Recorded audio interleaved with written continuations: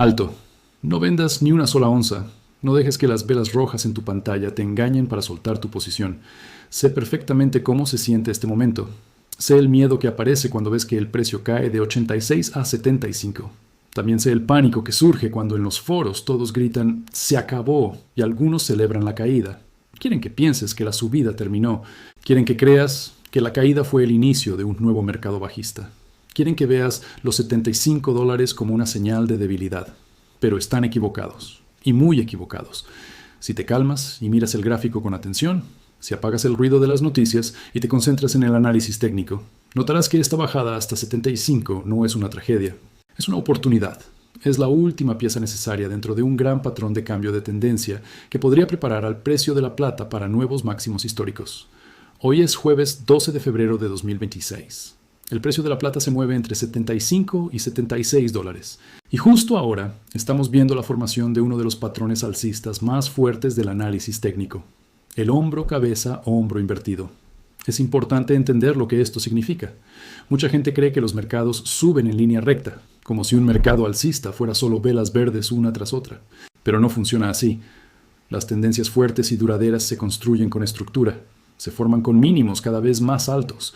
Y eso es exactamente lo que el gráfico está mostrando en este momento. Veamos la estructura del patrón, porque cuenta una historia clara. El cansancio de los vendedores y la pérdida de fuerza de los bajistas. Primero está el hombro izquierdo. Regresa mentalmente a finales de enero y principios de febrero. Allí ocurrió la primera caída fuerte. El precio bajó y encontró soporte cerca de los 74 dólares. Esa fue la primera prueba, el hombro izquierdo. En ese punto, los bajistas presionaban con fuerza e intentaban romper el mercado. Después, llegó la cabeza.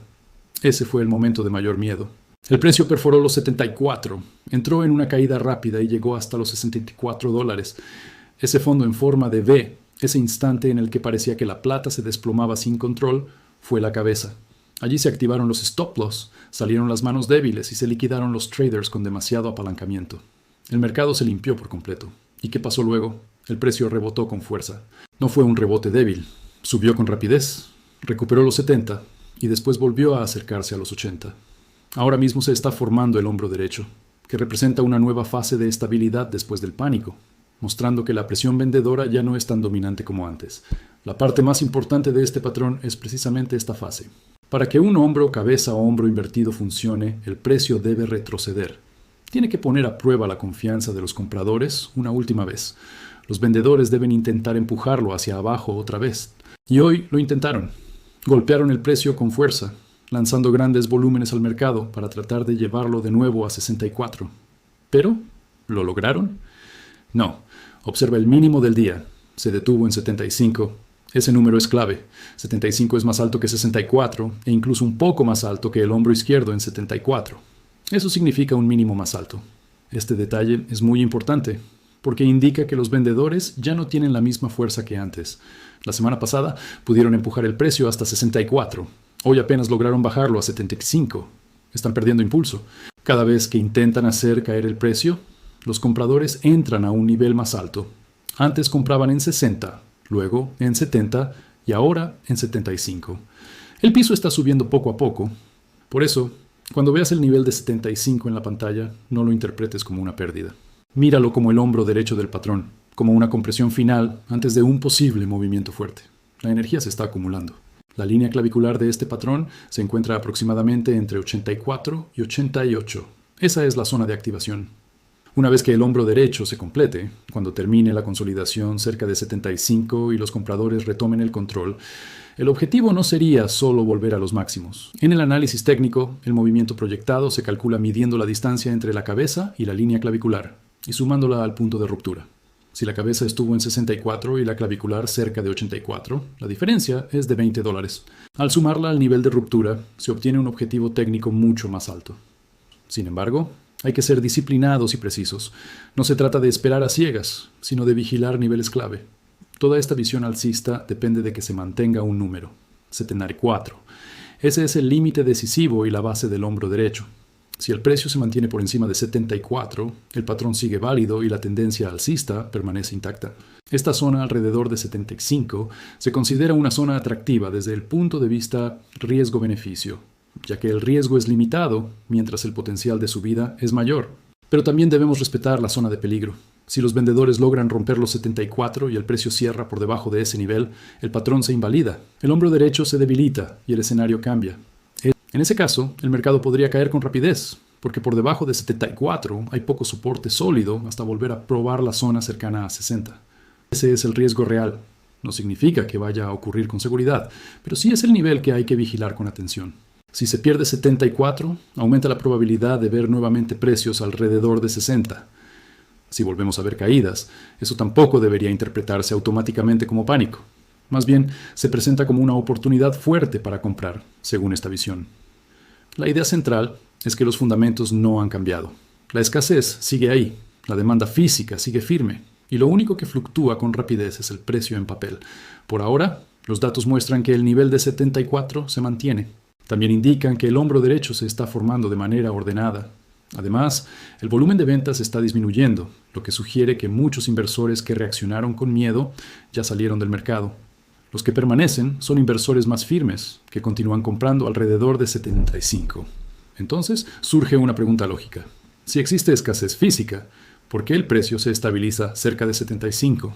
¿Por qué no está ya en 100? La explicación que se plantea es que hay factores ocultos que influyen en el flujo del metal, especialmente en los mercados orientales. Para entender el por qué, no basta con mirar el gráfico. También hay que observar la dinámica del mercado en Asia, en particular en China. Aquí entra el concepto del sube y baja del mercado de plata en China, que algunos analistas describen como un mecanismo interno que afecta la oferta disponible. Según esta interpretación, mientras el gráfico muestra el comportamiento del precio, la estructura del mercado chino ayuda a explicar las razones detrás de esos movimientos. También aparece una aparente contradicción que confunde a muchos inversores. Se habla de escasez, de minas con menor producción y de países comprando grandes cantidades, pero el precio no sube de forma constante. En cambio, se observan caídas periódicas hacia zonas como 75. Esto da la impresión de que aparece oferta justo cuando el mercado parece listo para subir con fuerza. Para comprender esta situación, es necesario analizar el funcionamiento interno del mercado chino de plata, que opera de forma distinta al occidental. En los mercados occidentales se suele seguir un único precio de referencia, el precio spot. En cambio, en China, el sistema es más complejo, con dinámicas internas de oferta, reciclaje, primas y flujos físicos, que pueden influir en el equilibrio entre escasez y disponibilidad, afectando así el comportamiento del precio a corto plazo. En realidad, se habla de que existen dos mercados distintos. Por un lado, está el mercado oficial, gestionado por la Bolsa de Oro de Shanghái, SGE. Por otro, existe un mercado no oficial formado por miles de pequeños recicladores, joyerías y comerciantes de chatarra industrial. La relación entre ambos influye directamente en el comportamiento del precio. Primero, el mercado oficial. Cuando alguien compra una barra estándar de 1 kilo a través de la SGE, adquiere un producto que ya incluye el impuesto al valor añadido, IVA. En China, ese impuesto ronda el 3%. Esto significa que si el precio spot es de $70, el costo real para retirar una barra del sistema oficial es considerablemente más alto. Normalmente, la SGE libera metal desde sus reservas para mantener la liquidez del mercado.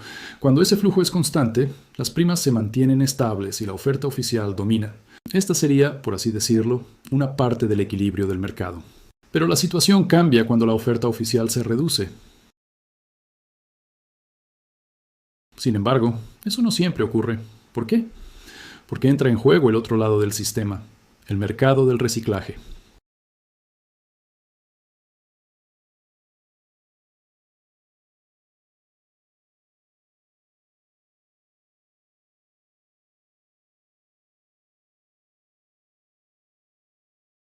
Así, cuando la oferta oficial se reduce, el suministro reciclado aumenta.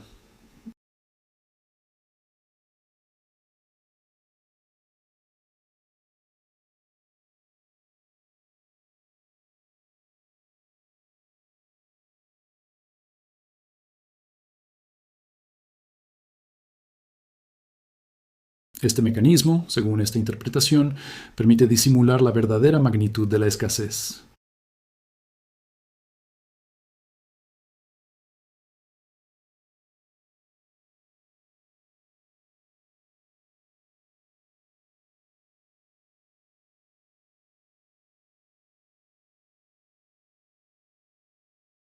El hecho de que el mercado informal gane protagonismo sugiere que el sistema está utilizando sus últimas fuentes disponibles para mantener el equilibrio.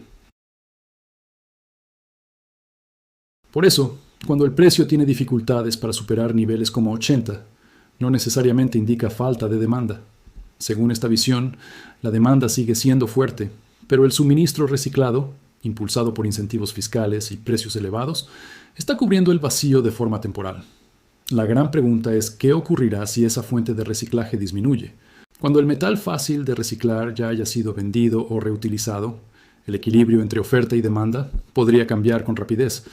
En ese escenario, si la oferta oficial sigue siendo limitada y el reciclaje deja de compensar, el mercado podría reaccionar con movimientos de precio más bruscos. Mientras tanto, este mecanismo también tiene un efecto psicológico. Enfría el entusiasmo de los pequeños inversores, especialmente en Occidente, y hace que muchos piensen que la tendencia alcista ha terminado. De hecho, se observan señales de que el comportamiento emocional del mercado minorista se está calmando. Menos compras impulsivas, menor sensación de urgencia y un ambiente más tranquilo entre los distribuidores. Curiosamente, desde el punto de vista técnico, esta calma puede favorecer la formación de patrones más sólidos, ya que reduce la euforia excesiva y permite que los inversores más experimentados tomen posiciones con mayor discreción. Además, algunos grandes distribuidores de metales preciosos han empezado a indicar que la fase de compras impulsivas del público general podría estar disminuyendo, lo que refuerza la idea de que el mercado está entrando en una etapa más estable y menos emocional. Ahora, con menos ruido emocional, el mercado se vuelve más limpio. Las compras actuales tienden a venir de participantes más pacientes y con una visión a largo plazo, personas que entienden mejor los fundamentos y no reaccionan solo a las tendencias del momento. Además, la ausencia de compras impulsivas facilita la entrada de inversores más grandes. Cuando el mercado está saturado de miles de pequeños pedidos, se distorsiona la operativa y aumenta la volatilidad. En cambio, con un entorno más tranquilo, el capital institucional o de mayor tamaño puede acumular posiciones de forma más ordenada y sin provocar movimientos bruscos. Por eso, este silencio no necesariamente indica debilidad. Puede representar una fase de consolidación, donde el metal pasa de manos inestables a manos más firmes. El sentimiento cambia de la euforia al aburrimiento, y en los mercados, ese periodo de calma suele permitir que el precio se estabilice y que los patrones técnicos se desarrollen con mayor claridad. Mientras el público pierde interés y la atención se desplaza hacia otros activos más especulativos, el mercado puede moverse con menos presión emocional. En muchas ocasiones, los movimientos fuertes ocurren precisamente cuando el interés general es bajo y la actividad parece tranquila, no cuando la atención mediática está en su punto máximo. Mientras algunos analizan seriamente el riesgo de una posible caída hacia 60, en el mundo cripto, muchos líderes afirman que el riesgo prácticamente no existe. Aquí surge una comparación clave entre dos mentalidades muy distintas dentro de los mercados. Por un lado, ciertos promotores del llamado oro digital, como Michael Saylor, utilizan un discurso extremadamente optimista que sugiere que el potencial alcista es enorme y que las caídas no deberían preocupar. Este tipo de mensajes, que hablan de ganancias sin límites y minimizan los riesgos, suelen generar euforia entre los inversores minoristas. Históricamente, cuando figuras influyentes transmiten la idea de que un activo no tiene desventajas, muchos inversores experimentados lo interpretan como una señal de exceso de confianza en el mercado. A lo largo de distintas burbujas financieras, el lenguaje que ignora el riesgo suele aparecer en etapas de entusiasmo extremo. La diferencia psicológica entre mercados es notable. En el mercado de la plata, el enfoque suele ser más prudente. Se analizan soportes, escenarios negativos y posibles correcciones. Se acepta que el precio puede subir, pero también caer con fuerza, si fallan los niveles técnicos. Esa mentalidad implica reconocer la incertidumbre y planificar diferentes resultados. En contraste, en el sector de las criptomonedas, especialmente cuando los precios están en máximos o cerca de ellos, el discurso puede volverse más agresivo y confiado. Muchos inversores entran impulsados por el miedo a quedarse fuera, creyendo que el crecimiento será continuo. Este comportamiento aumenta la volatilidad y el riesgo emocional. Otra diferencia importante es la gestión del riesgo.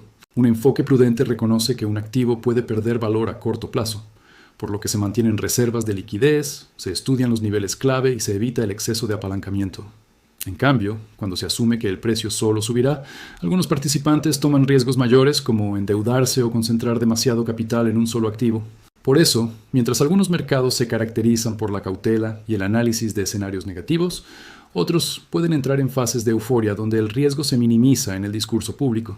Desde una perspectiva de inversión, reconocer el riesgo no es debilidad, sino una señal de disciplina, ya que permite resistir periodos de volatilidad y tomar decisiones más racionales en lugar de reaccionar únicamente a la emoción del mercado.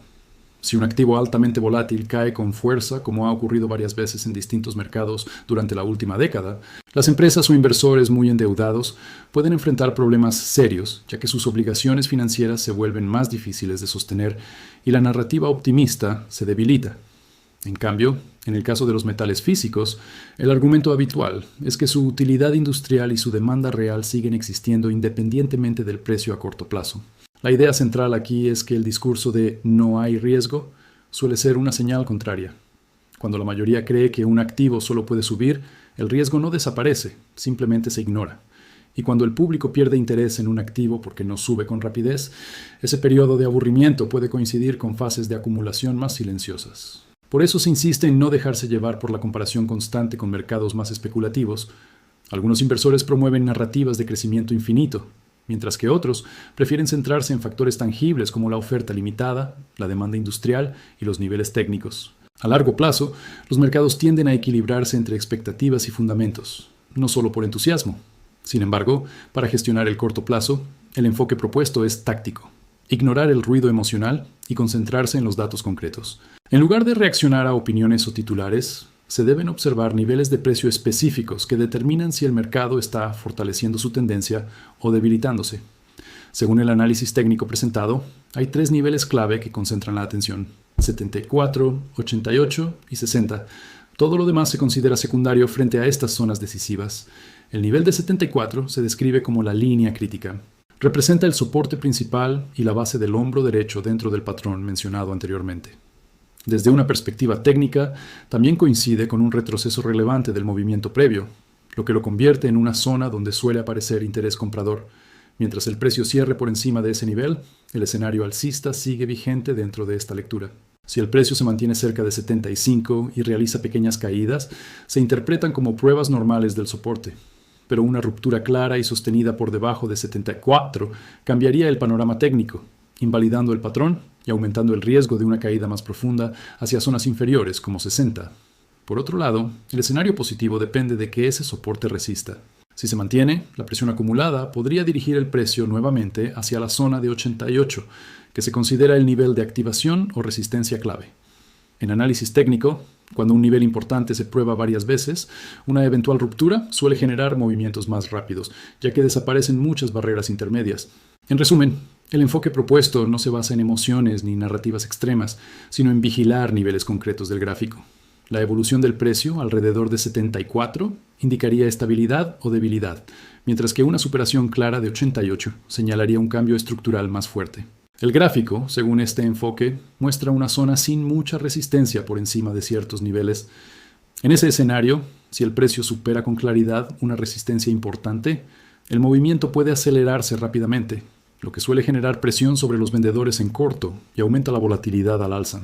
Desde el punto de vista operativo, muchos traders se fijan en una ruptura limpia por encima de la zona de 88, como señal de fortaleza para añadir posiciones.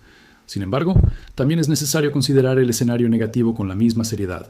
Si el mercado recibe demasiada oferta adicional, por ejemplo, por aumento del reciclaje o ventas masivas impulsadas por algoritmos, y el nivel de 74 se rompe, el panorama técnico cambiaría de forma notable. Por debajo de 74, el soporte sería más débil y podría producirse una caída rápida hacia zonas inferiores, incluyendo un posible retest cerca de 60 dentro de esta lectura técnica. Eso no significa automáticamente el fin del mercado, sino una fase de corrección más profunda dentro de un entorno volátil. Algunos analistas interpretan que niveles cercanos a 60 coinciden con costos de producción de parte de la industria minera, lo que históricamente puede actuar como una zona de interés estratégico para compradores a largo plazo.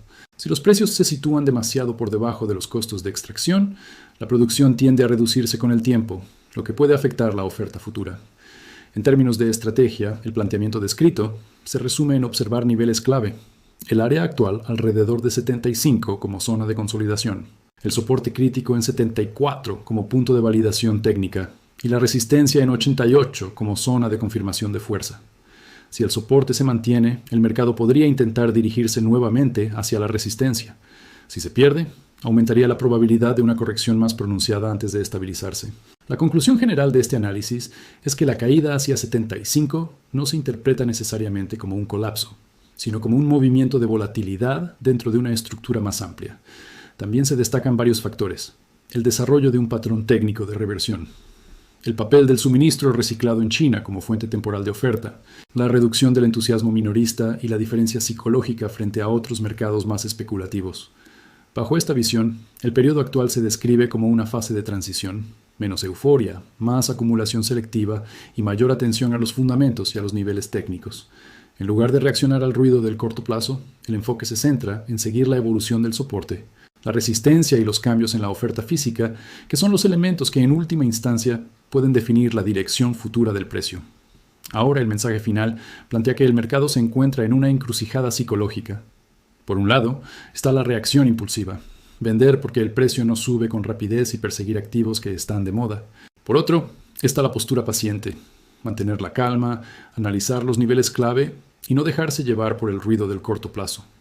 Según esta narrativa, muchos inversores emocionales suelen abandonar posiciones cuando el movimiento se vuelve lento o aburrido, mientras buscan ganancias rápidas en otros mercados más volátiles.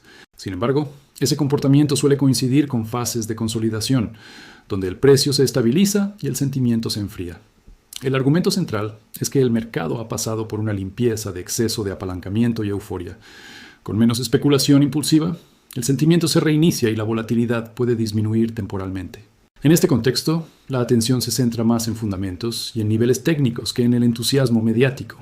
También se insiste en la idea de una escasez estructural a largo plazo, mientras que mecanismos temporales, como el aumento del reciclaje o ajustes en la oferta, solo retrasarían los efectos de esa escasez, pero no la eliminarían.